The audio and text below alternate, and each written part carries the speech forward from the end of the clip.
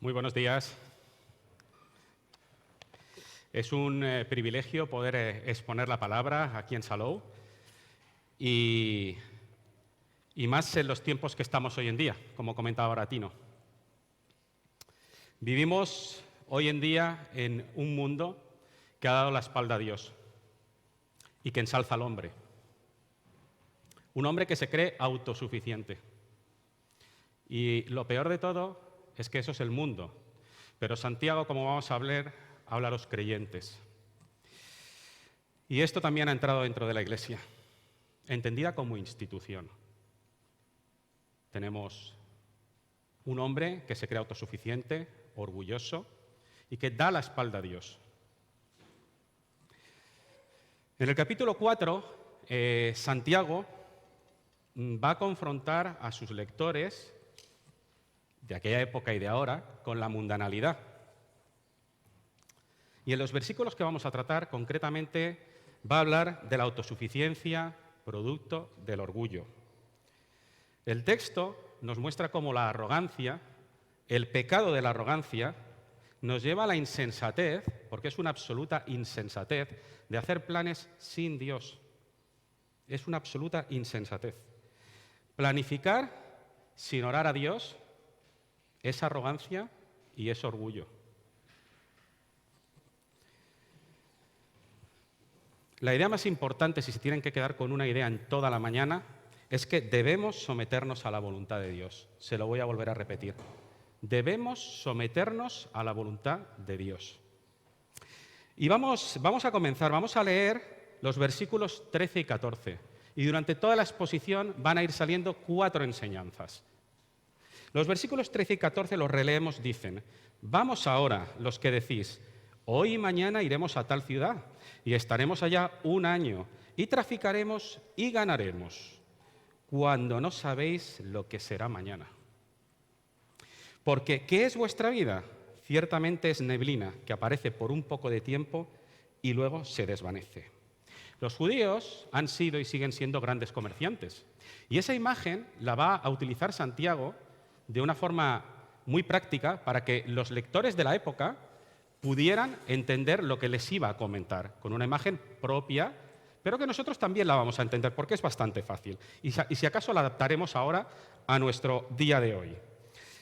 Santiago, al utilizar esa imagen, lo primero que dice es a los que decís. Y vamos a ver durante toda la exposición decir y hacer. Ahí les dicen, si se fijan en el versículo 13, les voy a pedir que estén atentos a sus Biblias o si hay proyección, porque lo importante es lo que vamos a leer de la palabra, más que lo que yo pueda decir. Vamos ahora a los que decís. Estos son vosotros y yo, ustedes y yo, a los que decís. Por tanto, a los creyentes. Él no está hablando, en este caso concreto, a la gente del mundo, está hablando a los creyentes. Y esto es importante recalcarlo. Estos creyentes, los comerciantes del capítulo 13, planifican sin tener en cuenta a Dios. Solo teniendo en cuenta ¿qué? Sus propias habilidades, sus conocimientos, lo que ellos saben y su experiencia de lo que podía haber sucedido en el pasado. Y esto es algo que sucede hoy en día. En las grandes empresas, en las multinacionales, a final de año, pongámonos ahora, por ejemplo, en noviembre del 2019, se hacen objetivos para el siguiente año. Y estos objetivos son llenos de diversas estrategias para conseguirlos. Se dice el qué haremos, cuándo lo haremos, cómo lo haremos y cuánto conseguiremos. Y para eso se desarrollan estrategias de ventas, de marketing, muchísimas cosas alrededor para conseguir ese qué, ese cuándo, ese cómo y ese objetivo final. Pues se lo imaginan, ¿no? Octubre, noviembre del 2019, le puedo asegurar, las empresas grandes están haciendo objetivos para el 2020. 14 de marzo del 2020. ¿Saben lo que pasó? Crack. Estado de alarma. Y todo lo que creían esas empresas en lo que estaba su seguridad, su planificación, la capacitación de sus empleados, la fortaleza de la empresa, una empresa sólida durante muchos años, Todo esto, crack, abajo. Y nosotros, nuestros bienes, nuestras posesiones, nuestras habilidades, nuestra capacidad, la sanidad del país, lo comentaba antes. Tenemos la mejor sanidad del mundo, no dudo que no sea buena, pero creíamos en eso. La fortaleza de este país o de otros si están en otros países. Crack. Se viene abajo y el mundo se tambalea. La primera enseñanza que me gustaría que recuerden y que extraemos del texto es que hacer planes sin Dios es de arrogantes y de insensatos. Se la vuelvo a repetir. Hacer planes sin Dios es de arrogantes y de insensatos. Dejar claro que planificar no es malo, siempre y cuando se tenga en cuenta a Dios. Planificar con Dios, ¿vale? Vamos un momento, por favor, a Lucas 14, 28 al 30. Vamos a ver lo que dice nuestro Señor y Salvador Jesucristo. Porque ¿quién es de vosotros, queriendo edificar una torre, no se sienta primero y calcula los gastos, a ver si tiene lo que necesita para acabarla? No sea que después que haya puesto el cimiento y no pueda acabarla, todos los que lo vean comiencen a hacer burla de él, diciendo: este hombre comenzó a edificar y no pudo acabar. El problema no es planificar, el problema es planificar sin tener en cuenta a Dios. Repasamos un momentito el versículo 13 y nos vamos a dar cuenta de la tremenda planificación que hicieron y cuánto fueron de arrogantes y de insensatos al hacerla. Releemos. Vamos ahora, como venga, adelante, los que decís: hoy y mañana iremos a tal ciudad y estaremos allá un año y traficaremos y, por supuesto, ganaremos. Veamos poco a poco el orgullo, la autosuficiencia de estas personas que se creían soberanos, omnipotentes y omniscientes, porque ellos ya veían el futuro. Ya lo sabían todo, pero no, solo hay uno así, y este es Dios. Escogen el tiempo. Ellos escogen el tiempo. Hoy y mañana. Escogen el lugar, tal ciudad. Escogen la duración de la estancia. Fíjense, 1 año van a estar, no 2 ni medio, 1. Escogen su propio negocio. Traficaremos, que sería negociaremos, comerciaremos. Y escogen su objetivo. Por supuesto, ganaremos. No puede ser de otra forma. Vamos a tener ganancias. ¿Ven a Dios por algún lado? Porque yo no lo veo. Han hecho toda una planificación y no han tenido para nada en cuenta a Dios. La vida es compleja y no controlamos las circunstancias ni las contingencias que nos rodean y que cada día nos van surgiendo. Creemos que controlamos nuestra vida, pero no la controlamos. No conocemos el futuro. Y así comienza el versículo 14. Después de explicarnos esa planificación, nos dice: cuando no sabéis lo que será mañana. ¿Se dan cuenta de la insensatez? ¿Se dan cuenta de la arrogancia? Ellos ya han planeado todo. No han tenido en cuenta a Dios.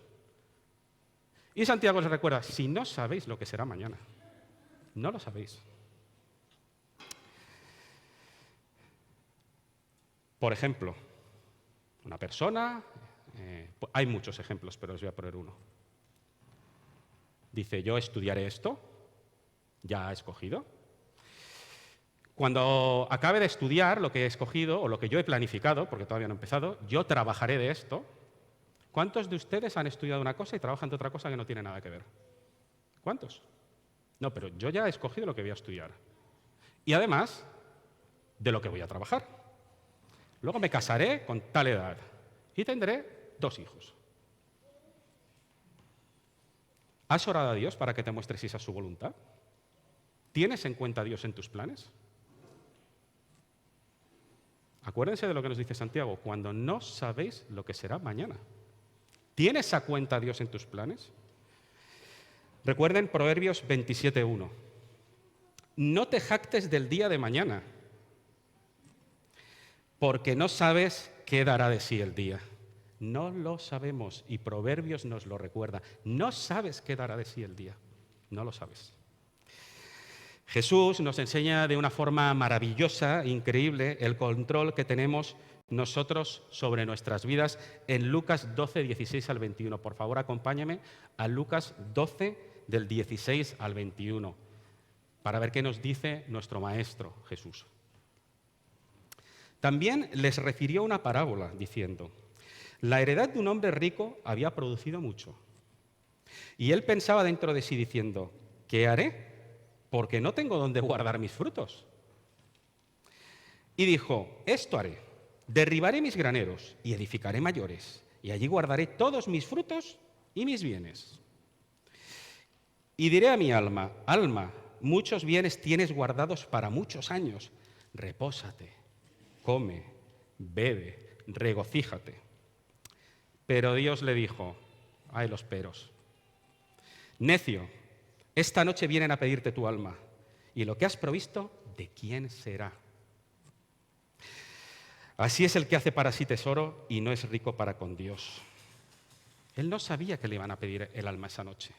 ¿Dónde queda su planificación? Recuerden, y es para mí un versículo o un fragmento importante, el Salmo 31:15. En tu mano están mis tiempos. En tu mano están mis tiempos. No en mi mano están mis tiempos. Parece fácil, pero a veces en el día a día lo olvidamos. En tu mano están mis tiempos. No en mi mano están mis tiempos. Están en la mano de Dios y no podemos olvidarlo. Enlazamos esto con el resto del versículo 14, porque ¿qué es nuestra vida? Ciertamente es neblina, que se aparece por un poco de tiempo y luego se desvanece. Nuestra vida es breve, es muy breve, es frágil. Comparada con la eternidad, ese concepto de eternidad que a mí no me acaba de entrar en la cabeza, porque soy un ser finito y tengo mis limitaciones. Esa vida es nada comparado con la eternidad. Pero sabemos que en Cristo tenemos vida eterna, no lo olvidemos. Pero esta vida terrenal es breve. Job 7:9, en una imagen muy poética, preciosa, nos dice sobre la vida, que es como la nube que se desvanece y se va. Y fíjense nosotros con autosuficiencia, con orgullo, planificando sin tener en cuenta a Dios, porque así lo dice la palabra que lo hacemos en el día a día. No sabemos cuándo vamos a morir terrenalmente, porque tenemos la vida eterna. Porque el único soberano, omnipotente y omnisciente es Dios, no nosotros. Pero sí sabemos que vamos a morir. Entonces, mientras estemos aquí en esta vida terrenal, en la tierra, nuestra preocupación debe ser nuestra relación con Dios y darle a Él la gloria. No a nosotros, darle a Él la gloria. Por tanto, la primera enseñanza, se lo recuerdo, del texto, es que hacer planes sin Dios, como hicieron los comerciantes, es de arrogantes y es una insensatez. No tiene ningún sentido. Para un creyente no tiene ningún sentido, o no debería tenerlo. La segunda enseñanza la vamos, y ahora vamos al versículo 15, la vamos a ver en el versículo 15. Después de mostrarnos lo que decimos, a los que decís, ¿se acuerdan? Y lo que planificamos, Santiago nos deja claro en una tremenda corrección, nos dice lo que deberíamos decir. Y si lo dices, porque a veces no lo decimos, ¿vale? En lugar de lo cual deberíais decir: si Dios quiere, viviremos y haremos esto o aquello. Fíjense primero, si Dios quiere. Y lo primero que dice es viviremos, porque sin vida ya no vamos a hacer ni esto ni aquello. Si Dios quiere, viviremos y entonces haremos esto o aquello. Pero ¿cuál es la premisa? Si Dios quiere. ¿Qué diferencia encuentran entre los versículos 13 y 14 con el 15? Hay una diferencia fundamental. Dios. En los versículos 13 y 14 los comerciantes planifican y ustedes encuentran a Dios porque yo no lo encuentro en su planificación. ¿Y cuál es la corrección de Santiago? Si Dios quiere. Si Dios quiere, viviremos, porque nuestros tiempos están en su mano, no en la nuestra. Si Dios quiere, viviremos y haremos esto o aquello. La segunda enseñanza que extraemos es que nuestros planes tienen que estar sometidos a la voluntad de Dios. Nuestros planes tienen que estar sometidos a la voluntad de Dios. Además, el verbo decir, en lo cual de aquello deberíais decir, en su tiempo, en su voz y en su modo, en el original, nos dice que tiene que ser algo habitual y constante. O sea, que esto, y no como una coletilla, sino creyéndolo firmemente, tenemos que decirlo constantemente, tener en cuenta que nuestra vida y nuestro futuro están en manos de Dios. Si Dios quiere, debemos decirlo constantemente. Dios soberano gobierna, y esta es una visión que tiene que moldear por fuerza la forma de pensar y de actuar del cristiano. Nosotros podemos planificar muchas cosas, como hicieron los comerciantes, pero al final se va a hacer la voluntad de Dios. Al final se va a hacer la voluntad de Dios. Y es interesante lo que reflexionan o lo que vemos en Jesús y en Pablo acerca de la voluntad de Dios. Vemos en Lucas 22:42 que Jesús dijo: Padre, si quieres, pasa de mí esta copa, pero no se haga mi voluntad, sino la tuya.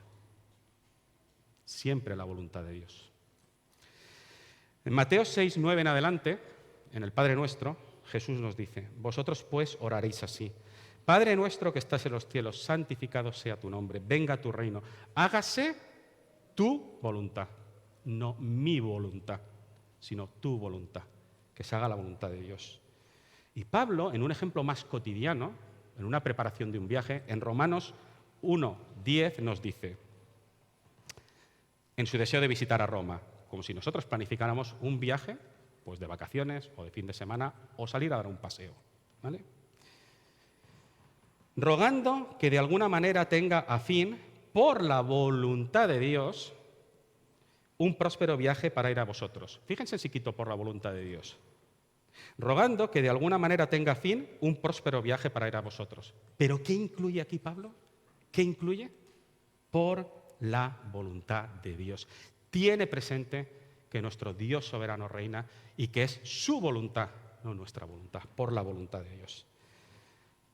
Repito, podemos decir lo que queramos, pero se hará la voluntad de Dios. Hechos 17:26 nos deja claro y dice lo siguiente: y de una sangre ha hecho todo el linaje de los hombres, para que habiten sobre la faz de la tierra, y les ha prefijado el orden de los tiempos y los límites de su habitación. Dios es soberano sobre nuestras vidas. Yo soy un ser finito y Dios es infinito y perfecto. Nosotros no somos ni infinitos ni perfectos. ¿Puedo planificar todo mi futuro, toda mi vida sin tener en cuenta a Dios? Eso es de arrogantes y de insensatos, como hemos visto en la primera enseñanza. No puedo planificar mi vida sin tener en cuenta a Dios. No puedo hacerlo. ¿Y dónde voy a encontrar la voluntad de Dios? Aquí está la voluntad de Dios revelada. Y mediante la oración tenemos que mantener una relación viva y diaria con Dios. En medio de esta incertidumbre del coronavirus, vuelvo otra vez a lo que nos ha sucedido en los últimos meses, hay gente que ha puesto su confianza pues, en muchísimas cosas.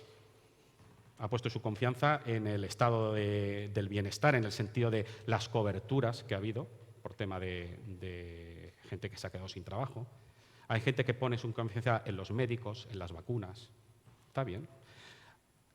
Se han puesto confianza en muchas cosas, pero les digo cuál es la única persona que tenemos que poner nosotros la confianza: en nuestro Dios. Él es en esta situación fuente de confianza y de consuelo, porque Él es todopoderoso y Él es inmutable. Solo podemos confiar en Él. No podemos confiar en nada más. En eso confía la gente del mundo, pero nosotros somos creyentes y no tenemos que pensar como piensa el mundo. Nuestra confianza debe estar apoyada en Dios. Proverbios 3, del 5 al 7 nos dice: fíate del Señor de todo tu corazón y no te apoyes en tu propia prudencia. Reconócelo en todos tus caminos y Él enderezará tus veredas. No seas sabio en tu propia opinión. Teme al Señor y apártate del mal. Por tanto, debemos someter nuestra voluntad a Dios y confiar en Él. Él es digno de nuestra confianza. Es el único en el que podemos confiar. Vamos ahora al versículo 16. El versículo 16 nos dice: pero ahora os jactáis en vuestras soberbias. Toda jactancia semejante es mala. La tercera enseñanza del texto es que el orgullo nos va a llevar a ser rebeldes. Se la vuelvo a repetir: el orgullo nos va a llevar a ser rebeldes. Creemos mucho en nosotros, somos muy orgullosos, nos creemos autosuficientes y eso es muy peligroso, muy, muy peligroso. ¿Por qué las personas del versículo 13 habían planificado todo lo que habían planificado y no habían tenido en cuenta a Dios en ningún momento? Les vuelvo a repetir que está hablando a creyentes, ¿eh? Si son del mundo, lo entendemos. ¿Por qué? Quizás les había ido bien en el pasado. No lo sabemos, quizás les ha ido bien. Pero, por ejemplo, en la empresa que les estaba diciendo antes, hicieron lo mismo. Planificaron exactamente igual que como lo hicieron los del versículo 13. Pero fíjense, cuando las cosas van bien en el pasado, ¿a quién se da la gloria? Estábamos hablando del 2019, planificando para el 20, pero del 18 al 19 fue bien. ¿Y a quién se le dio la gloria? No, fuimos muy astutos. Planificamos muy bien. Trabajamos duro. Tuvimos olfato con ese negocio, lo tuvimos bien. No veas qué empresa de marketing hicimos. Aquello fue fenomenal. Controlamos los gastos al dedillo. ¿A quién estaban dando la gloria? ¿Y a quién se le da la gloria? Se le da la gloria al hombre. Siempre se le da la gloria al hombre. No dan la gloria a Dios. Eso es fruto del orgullo y de la autosuficiencia. Y como dice Santiago, es mala. Rotundamente, es mala. Proverbios 16-18 nos dice y nos advierte: antes del quebrantamiento es la soberbia y antes de la caída la altivez de espíritu. ¿Se acuerdan del Señor? Cuando dice: aprended de mí, que soy manso y humilde de corazón. Fíjense dónde tenemos que tener nosotros puestos los ojos, en nuestro Maestro. Él es manso y humilde de corazón. Y eso entra en colisión con el mundo actual, porque si eres manso y humilde, no te quieren. No te quieren. Te quieren agresivo en los negocios, implacable, orgulloso de haber hecho cosas. ¿Cómo colisiona lo que es ser cristiano hoy en día con lo que hoy en día busca una empresa que sea mundana? No van a querer saber nada de eso. Las personas tenemos tendencia al orgullo, eso es evidente. Y el mundo pone el foco en exaltar al hombre. Pero nosotros como cristianos debemos humillarnos a Dios. Y esa diferencia se tiene que ver y se tiene que notar. Acompáñenme, por favor, este versículo es importante, a 1 Corintios 4:7. 1 Corintios 4:7. Nos dice: porque ¿quién te distingue? ¿Quién te distingue? Yo, no. ¿O qué tienes que no hayas recibido? Y si lo recibiste, ¿por qué te glorías como si no lo hubieras recibido? ¿Se dan cuenta de la reflexión de Pablo en estos momentos? ¿De qué nos gloriamos? Si todo lo hemos recibido, todo viene por Dios y a Él debe ser la gloria. ¿De qué nos gloriamos? ¿Qué crees que te distingue? Es que yo soy muy inteligente. Es que no veas, el otro día estuve controlando esto y he mejorado en la empresa un montón. Que no. Orgullo, no. Y nos lo deja muy claro. ¿Qué tienes que no hayas recibido? Pregúntenselo. ¿Qué tenemos que no hayamos recibido de Dios? Pues si todo viene de Dios, a Dios sea la gloria, no al hombre. Tenemos, y es triste hoy en día, incluso dentro de las iglesias, un afán por el hombre desmesurado así de grande. Y Dios lo tenemos así, como si fuera un sirviente nuestro. Cuando la realidad es que Dios no tengo brazo para decir lo grande que es, y nosotros somos así de pequeños. A Él sea la gloria. Vamos finalmente con el versículo 17. El versículo 17, Santiago nos advierte en el versículo 17 que al que sabe hacer lo bueno y no lo hace, le es pecado. Y esta es una advertencia muy, muy seria. Ven que hay que saber y que hay que hacer. ¿Conoces la voluntad revelada de Dios? ¿Conoces qué quiere Él para poder hacerlo? Pues tenemos que conocerla, porque está aquí. Y es muy importante, en Santiago, durante toda la carta, va a insistir mucho en la fe en acción, en la parte práctica. Y lo podríamos poner con la imagen de una moneda, las dos caras de una moneda. Porque sí, primero hay que oír y hay que conocer. Porque si no conozco, ¿qué voy a aplicar? ¿Me lo quieren decir? ¿Qué aplico si no conozco? Lo que a mí me parece, lo que yo pienso, lo que yo creo. No, hay que conocer para aplicar. Y esa es una cara de la moneda. Dices, sí, conocer, pero también hay que hacer. Conocedores y hacedores de la palabra de Dios. Las dos cosas. Y son las dos caras de una misma moneda, conocimiento y acción. Conocimiento y acción. La cuarta enseñanza del texto es que debemos vivir conociendo y haciendo, que esto es lo más difícil, la voluntad de Dios. Debemos vivir conociendo y haciendo la voluntad de Dios. Porque si no la hacemos, al que conoce lo bueno, ¿dónde está lo bueno? Al que conoce lo bueno y no lo hace, ¿qué nos dice? Le es contado por pecado.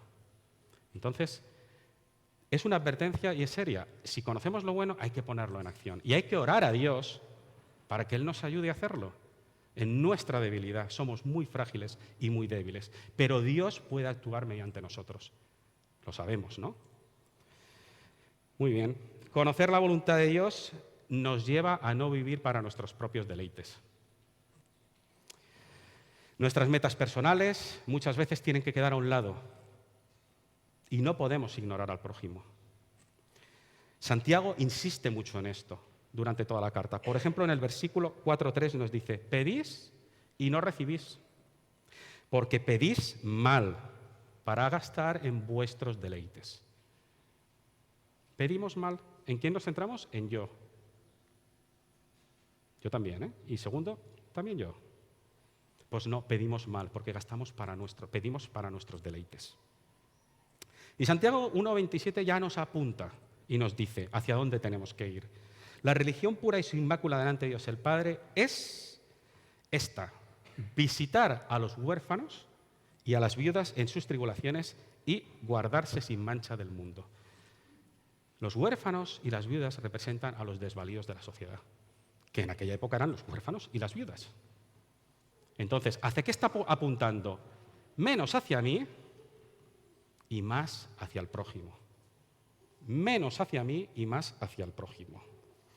¿Qué nos dice al respecto nuestro Maestro Jesús, nuestro gran Dios y Salvador Jesús? ¿Qué nos dice? Pues que si buscamos ser sus discípulos, debemos estar dispuestos a negarnos a nosotros mismos. Y esto lo vemos en Lucas 9:23. Lucas 9:23. Y decía a todos, ¿y todos saben cuántos son todos? Todos somos todos. No todos menos 3 o 4, no, todos. Y decía a todos, si alguno quiere venir en pos de mí, niéguese a sí mismo, tome su cruz algún día, no, cada día, y sígame. Jesucristo sabía que nos teníamos que negar a nosotros mismos, porque nos queremos demasiado. Nos queremos demasiado. Y fíjense cómo uno tiene que estar dispuesto, siempre y cuando la voluntad de Dios sea otra, a negarse a sí mismo. Y también nos dijo que debemos fijarnos menos en nosotros y más en Dios y en el prójimo, que es lo que les está diciendo. Por eso lo de niéguense a sí mismos. Mateo 22, 36, 40 nos dice, Maestro, ¿y cuál es el gran mandamiento de la ley? Jesús dijo, amarás al Señor tu Dios con todo tu corazón, con toda tu alma y con toda tu mente. Este es el primero y grande mandamiento. Y el segundo es semejante, amarás a tu prójimo como a ti mismo. De estos dos mandamientos depende toda la ley y los profetas. ¿En quién pone el foco nuestro Maestro Jesús? 1, en Dios. 2, en el prójimo, porque Él ya sabe que nos amamos demasiado.